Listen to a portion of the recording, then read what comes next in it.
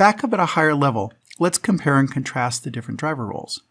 In assistive and supervised driving, driver attention is required. As you can see from the yellow oval, the driver is in charge of driving safety, regardless of whether the human driver or the vehicle is conducting the actual driving task.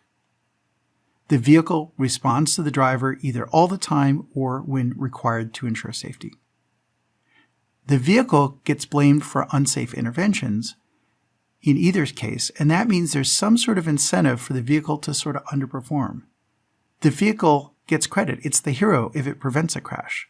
But if it causes a crash, that was a malfunction because the driver is the one who's supposed to be making sure of safety, and any technology that causes a crash overrode the driver and is therefore causing a problem.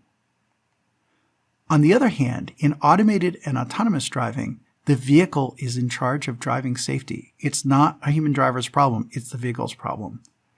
And that means the vehicle cannot count on a human happening to notice something is bad, because as soon as you do that, you're down in supervised mode. Along with this, mode changes are requests, not but demands by the vehicle, and I'll go into this more in a second. But the idea is that the vehicle can't just dump a problem into a human's lap and demand it be cleaned up. Let's go into that in a little more detail.